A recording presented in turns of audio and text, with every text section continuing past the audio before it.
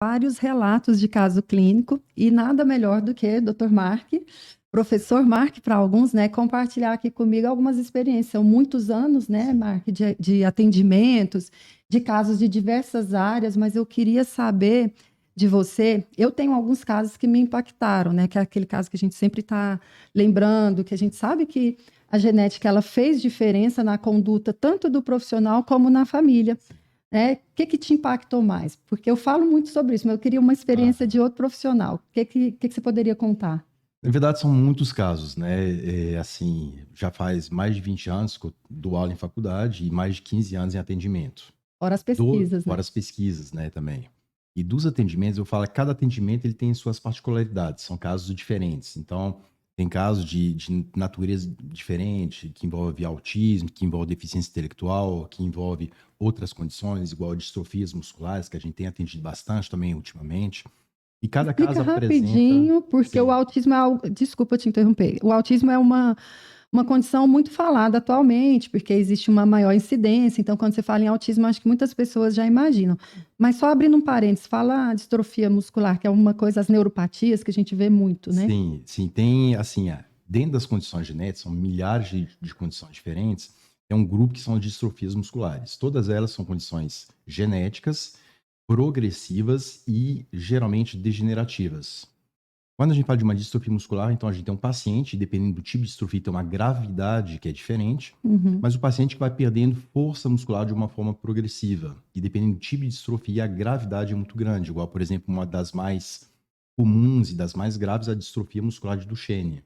Nessa distrofia, E uma criança, todas com etiologia genética, todas com etiologia genética, todas causa elas. genética, E né? existem grupos principais, mas se a gente for pontuar, são mais de 300 tipos diferentes de distrofias. Dentre elas, a distrofia muscular de Duchenne, por exemplo, a criança já com 4 anos, ela vai ter dificuldade em ficar de pé. Com 14 anos, geralmente ela já precisa de um suporte, uma cadeira de rodas, e geralmente em torno da segunda década de vida, diafragma intercostais, que são músculos respiratórios, começam a falhar. E o paciente precisa de um suporte até para conseguir ter força muscular para respirar. E o E como que a prognóstico é bem complicado. genética seria importante para esses casos? Porque a gente sabe que é um caso que a criança vai ter uma dependência total da Sim. família, ela não vai, né, desde criança, na verdade, chega à fase adulta ainda com essa dependência, né, de outras pessoas. E aí, vamos tentar colocar aqui, pessoal que ainda não entendeu como a genética impacta, Uhum. como que seria, assim, do seu ponto de vista, né? Sim, cada tipo de distrofia tem características que são diferentes. E é muito comum os pais chegarem com uma criança que tem uma fraqueza muscular e sem saber exatamente a causa dessa fraqueza muscular. Então, ela pode ser de causa neurológica ou de causa de fato muscular. E sempre na genética a gente consegue fazer essa avaliação. Saber qual que é a causa faz uma diferença muito grande no tratamento e no prognóstico daquele paciente. Ou seja, identificar o gene que Isso, o está gene que associado está àquela causando aquela condição, condição, para a gente poder saber dá o um que vai. caminho, né, para Isso. a E gente a gente consegue poder. orientar o que vai acontecer dali para frente. Então, às vezes tem uma fraqueza muscular, mas distrofia tem face capomeral, das cadeias distal, oculofaríngea, de Becker, de Duchenne. Então, são muitos tipos diferentes. E cada um tem um prognóstico diferente.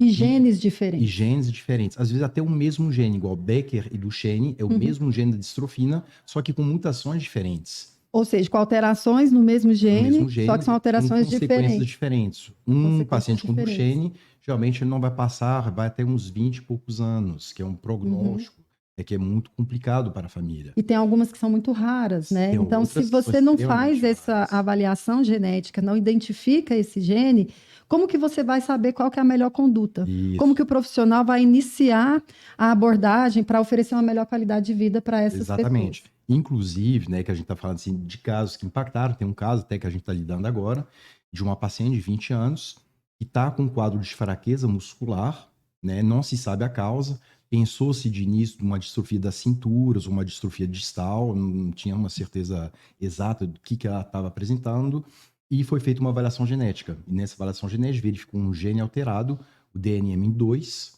Aham. só que é uma alteração que é rara, que não tem nenhum registro. Inclusive, o laudo ele apresenta, ó, tem um significado incerto, não dá para saber Já fez o a exame consequência. genético.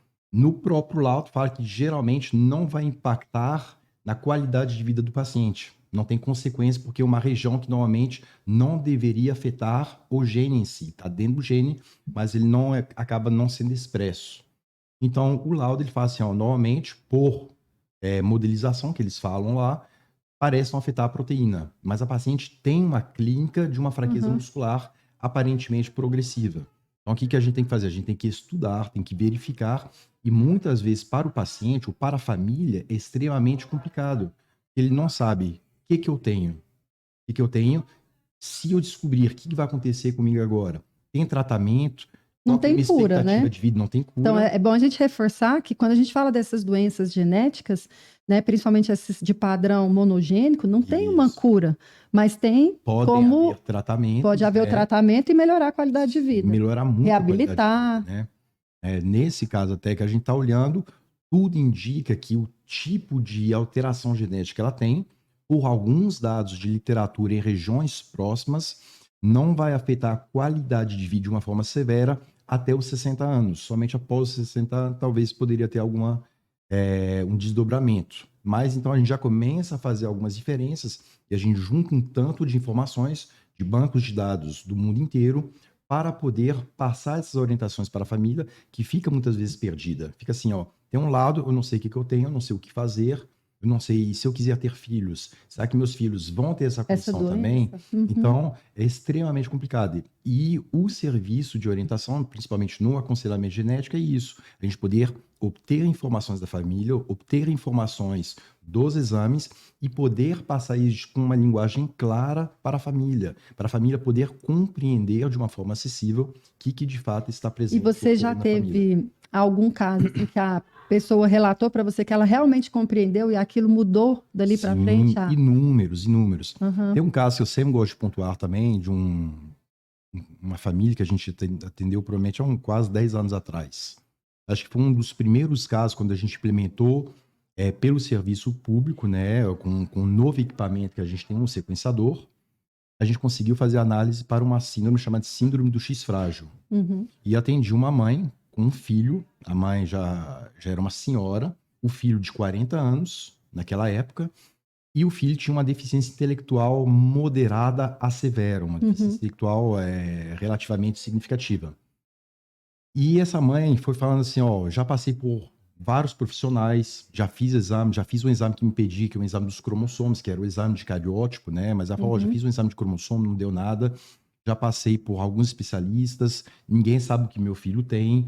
E ela se culpava muito, porque ela achava que durante a gestação, ela tinha tomado um remédio, ela acreditava que durante a gestação, o remédio que ela teria tomado teria levado o filho a ter essa deficiência intelectual. Provavelmente algum profissional também Talvez mencionou isso passou, para ela. alguma coisa assim.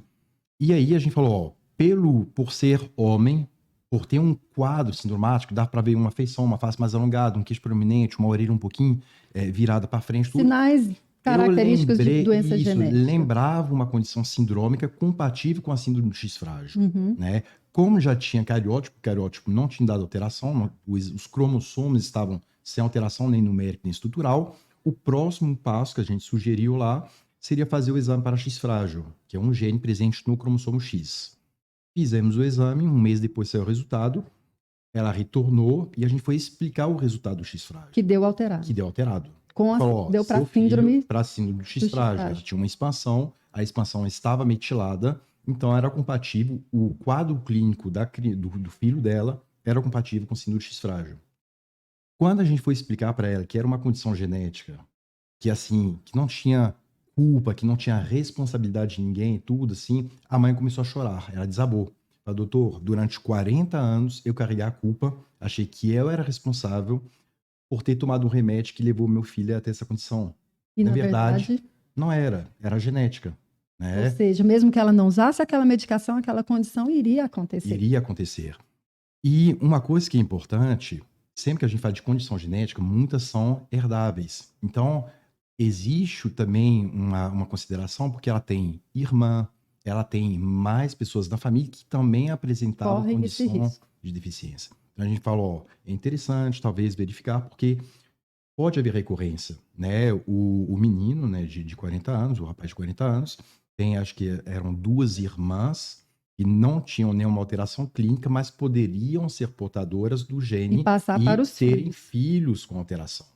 Então, falar a importância do aconselhamento genético é passar uma série de informações para a pessoa, às vezes para a Que família, alcança a família que toda. alcança toda a família, para entender Uhum. dos riscos de ocorrência, dos riscos de recorrência de uma condição, para compreender o que é essa condição, o que fazer frente a essa condição, quais que são os melhores exames a serem utilizados para E até cada uma tipo de intervenção caso. precoce. E até quando possível, uma intervenção precoce. É porque a gente fala, não tem cura, mas tem tratamento e pode ser Isso. feita a intervenção. Quanto mais precoce possível, Melhora o prognóstico. melhor o E, prognóstico. inclusive, na síndrome do X frágil, ele envolve um gene chamado de FMR1, e esse gene ele tem variações no tamanho da região promotora. Existem mulheres que não têm a mutação completa, mas o filho pode alcançar até a mutação completa, mas essas mulheres, por terem uma pré-mutação, pode acontecer um outro problema adicional, que é a falha ovariana precoce. Então, a mulher pode, se ela demorar, às vezes, muito tempo para engravidar, ela pode não conseguir mais engravidar, Entendi. porque ela não vai conseguir mais ovular de fato. Então, são muitas orientações, às vezes, um só gene associado a várias alterações clínicas diferentes. Então, o FMR1, por exemplo, está associado à síndrome do X frágil, mas também está associado a um tipo de ataxia e a falha ovariana precoce em mulheres. E assim, você falando, eu estou aqui imaginando, de uma forma geral, a gente usou 2 exemplos aí de doenças genéticas, mas se a gente fosse resumir como que uma investigação genética ela pode impactar, né, na saúde, tanto do indivíduo que tem aquela condição ou aquela doença, como da família, são em vários momentos e em vários aspectos. Desde o diagnóstico, porque pode ser para um diagnóstico, como você falou, da distrofia e também da síndrome do X frágil. Então, no momento do diagnóstico, a genética pode ser fundamental, dependendo do caso. No momento de entender os riscos que existem para outras pessoas da família, até para condições de um casal que quer ter um outro filho, já tem um filho com a doença, ou outros membros da família, e também nos tratamentos. Com certeza. Seria isso, né? Com certeza. Reabilitação. Então, em todos esses momentos, né, a gente sabe que é importante ter esse conhecimento da genética e que o profissional que esteja dando assistência para essa família também tenha esse olhar da genética. Sim, sim. E é interessante porque, assim, quando a gente fala de um mundo com milhares de condições genéticas diferentes, e muitas vezes a gente fala assim, mas vamos pegar só uma condição. Por exemplo, até se a gente falar do transtorno do espectro do autismo, a gente fala assim, é uma condição que tem um peso genético muito forte. Mas mesmo sendo uma única condição, às vezes são centenas, quase milhares de genes envolvidos que podem cursar. E conhecer o gene alterado é extremamente importante, porque você consegue saber, essa criança ela vai ter uma tendência a ter mais sensibilidade com alguns alimentos. Essa criança, ela pode ter, a gente já pegou um caso lá eram 2 irmãos, e um parece que tinha problema com febre, tá? Sim, Pico de idiopática, né? Febre idiopática, não sabia o que tinha, e depois o exame genético falou, Mostrou. tem um gene lá envolvido. E aí mais suscetível à inflamação, Sim. e aí toda a questão do tratamento. Aí você já sabendo que tem suscetibilidade a inflamar, você já entra com um profissional para evitar esse processo inflamatório, e o prognóstico da criança é muito melhor. Ela vai se tornar mais tranquila, ela não vai ficar tão irritada, ela vai conseguir se alimentar melhor. Tem melhor qualidade de vida. Sim, e isso que toda vez que a gente trabalha com aconselhamento genético, todo o foco é exatamente nisso, poder ajudar os pacientes a ter uma qualidade de vida melhor. Perfeito. Acho que é isso que é o mais importante. Tá bom, Vitor? Ótimo. Nossa, a gente for bater papo, até nem estava lembrando de você. Ele aqui, ó. encarou o professor. Ele encarnou o professor Mark aqui. É. Que ele deu uma